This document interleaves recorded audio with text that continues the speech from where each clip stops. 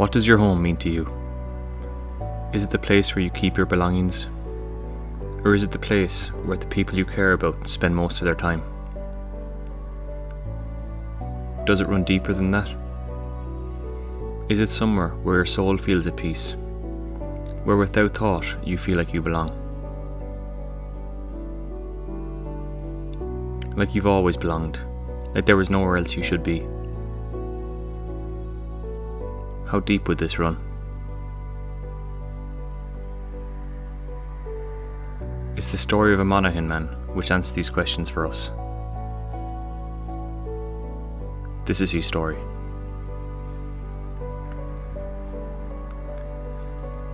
In County Monaghan, in 1771, a child was born. His name was John McKenna.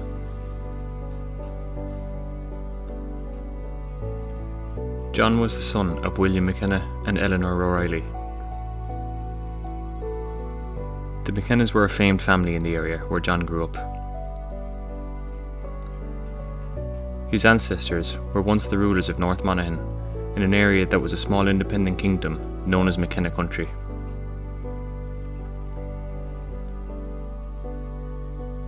Their kingdom stood for over 500 years. The ringforts from which they ruled can still be explored today.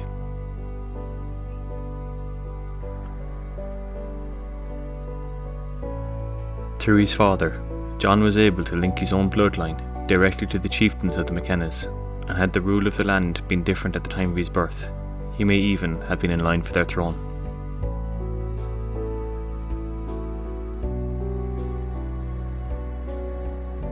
Not only was John's father's bloodline enriched with the blood of the Celtic rulers, his mother's family too were a family of power.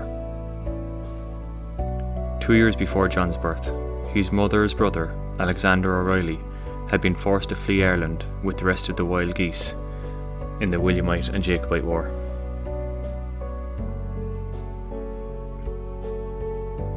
With the other Catholic armies of Ireland, he settled as a refugee in Spain.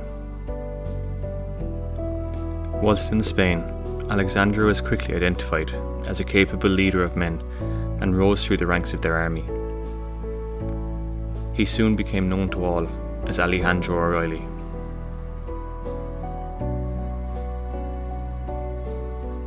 When John turned 11, Alexander requested information on his nephew's developments as a young man. Like many others from the Jacobite army, banished from their home, he felt it was now up to the next generation of Irish boys to raise up, free Ireland and liberate their home. Upon hearing John was a very bright boy, Alexander requested that John join him in Spain so he could receive a proper education and perhaps train to become a soldier. John's parents were thrilled to hear Alexander would care for their son and give him an opportunity that was becoming less and less likely as the Crown of England's shadow came to consume Ireland into its darkness. They packed a bag for him, dressed him in his best clothes and put him on a boat destined for Spain.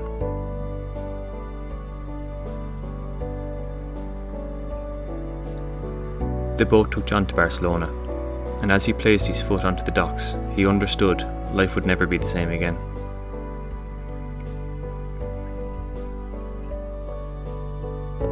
The Spanish sun was beating down on him, and he was confused by how the air could feel hot in his lungs.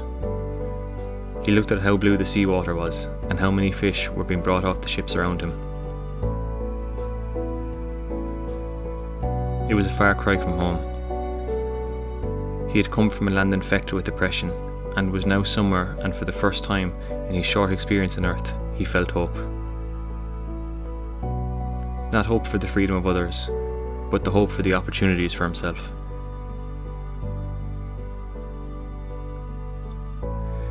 These emotions and thoughts were personified as John heard someone shout his name from across the docks.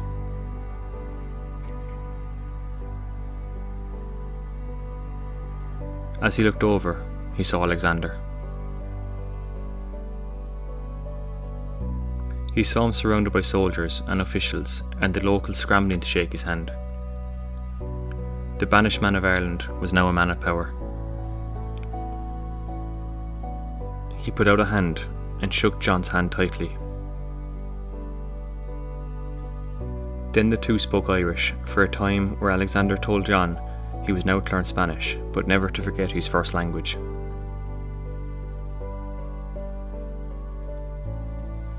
After John settled into his new surroundings, Alexander enrolled him in the Royal School of Mathematics in Barcelona, where Alexander himself was a professor.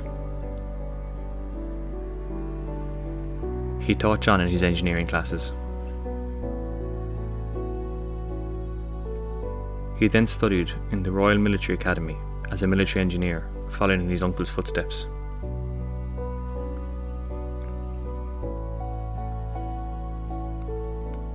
At the age of 16, having been guided by his uncle, the heads of the schools he taught in recognised that John was a very bright young man.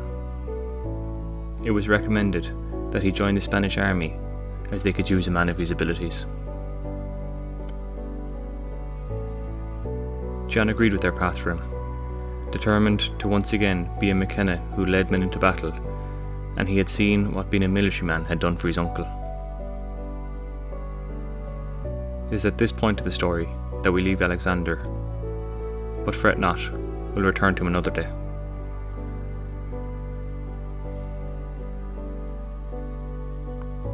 When he joined the army, John was placed into a group made up of the other Wild Geese soldiers and their sons. He was appointed a cadet in the Regiment Irlanda of the Irish Brigade in the Spanish Army. In his early days in the army, he showed everyone that had placed faith in him that they couldn't have placed it in a better place. He won a series of medals for bravery and strategy early on and was a key figure in Spain's battle against the Moors and the French.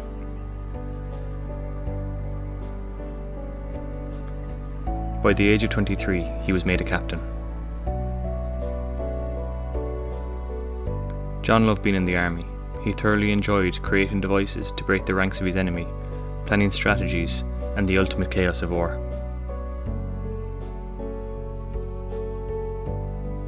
In 1796, John received a letter from Sligo-born Ambrose O'Higgins.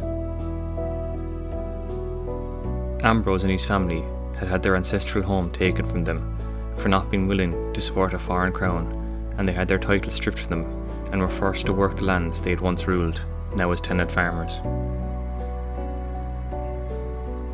Unwilling to be a serf of a foreign crown, Ambrose fled this oppression and escaped to South America. When Ambrose contacted John, he had been in South America a few years and was a much older man. He was calling out the expelled sons and daughters of Ireland to join him in the New World in the hopes of creating an Irish commune, safe from the crown, where freedom was for all, not just the powerful.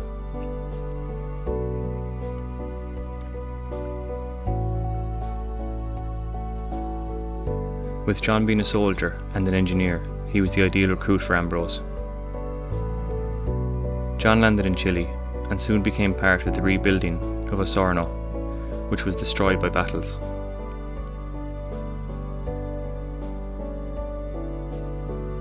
Not only was it in ruins, but it was a centre of refuge, and its population continued to grow despite the city's lack of development.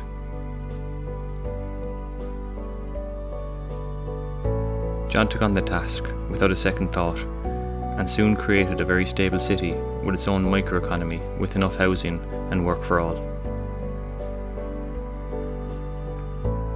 Such was the stability he brought to the region that the locals elected John as their governor.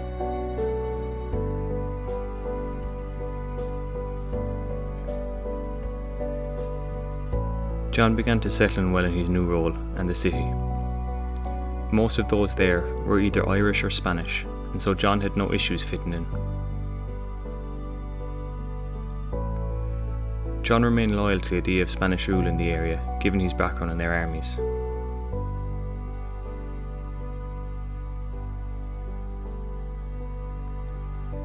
Whilst living here, John became very close friends with Ambrose's son, Bernardo O'Higgins. He also married a woman called Josepha and began a family. Life was good.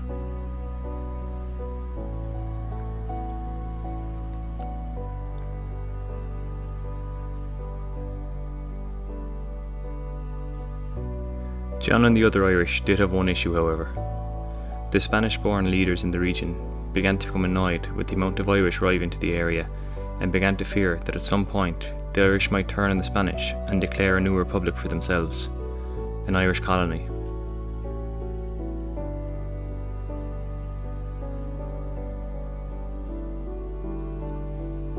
Ambrose passed away in 1801, a story we'll return to. As he died, Bernardo was promoted to lead the area of Chile.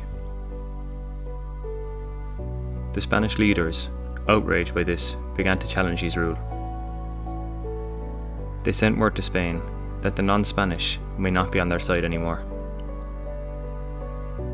As Spain gathered an army to go and sort the issue, the leaders of Chile, determined to create a land for free, declared a republic.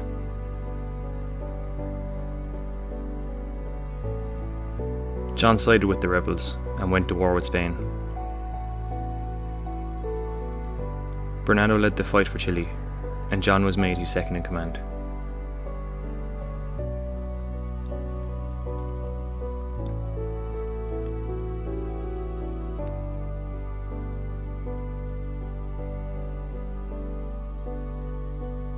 John became instantly famous across the New World when the Spanish arrived and met his rebel force head on.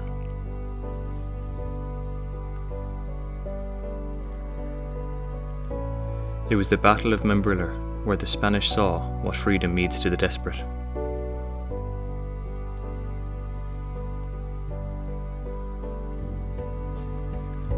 Bernardo and his large army were placed well to ambush the Spanish.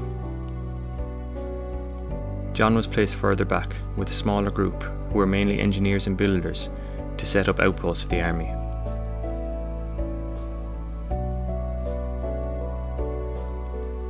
As they settled in and waited for the Spanish, their defences had slipped, and now the Spanish sat between the two groups and their lines of communication were severed. The Spanish, not aware of the two groups, marched with tremendous force into the area. Bernardo too was not aware of the Spanish movements as yet. John, however, watched on in panic. There was now a massive, fully formed army between his group of builders and any hope of safety.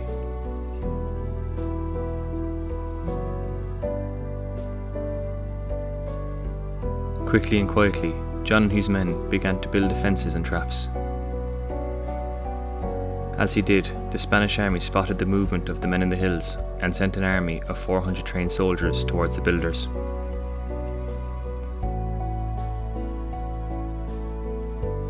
As they charged up the hills, John wished his men luck, grabbed his sword and marched to the front lines. As he stood watching, he told his men, "You may die today, but tomorrow we will be free."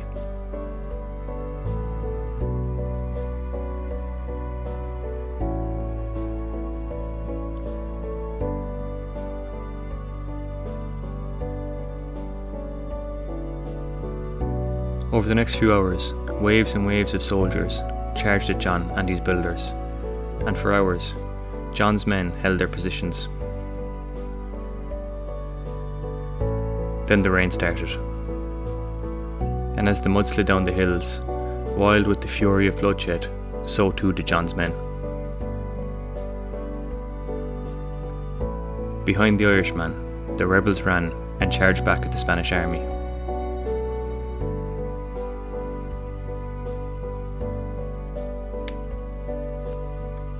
As night fell on that day of horror, bravery and fear, John and the builders stood in the Spanish camp, tired but victorious. The Spanish army in Chile, now in ruins after John's efforts, meant Bernardo was able to lead a full revolt. Another story for another day.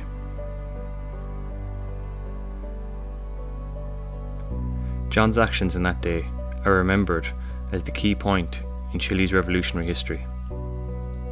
He was so respected for what he had done that when the Treaty of Peace was signed, John was asked to sign it on behalf of the people of Chile.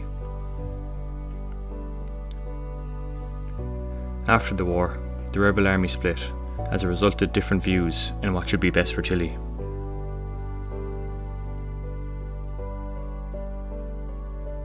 When Luis Carrera seized power, he banished all those he had an issue with, and John was exiled to Argentina.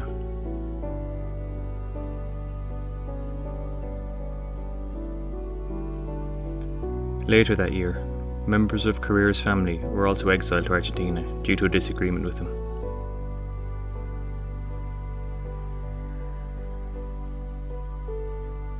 They happened upon John in the Argentinian capital, and a fight broke out.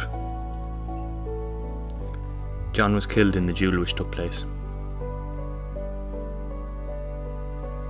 Today, as a mark of respect for John's role in Chile's independence, every major city in the nation has a street or park named after him. John's family still continued to grow and prosper in Chile. His descendant, Cecilia McKenna, the Chilean ambassador to Switzerland, was elected the chieftain of the McKenna clan whilst visiting the family home in Monaghan in 2004.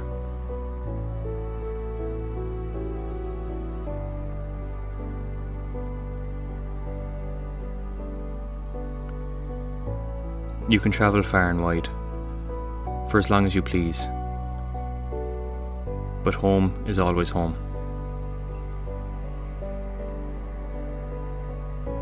Today's music was written, performed and produced by Ryan O'Halloran.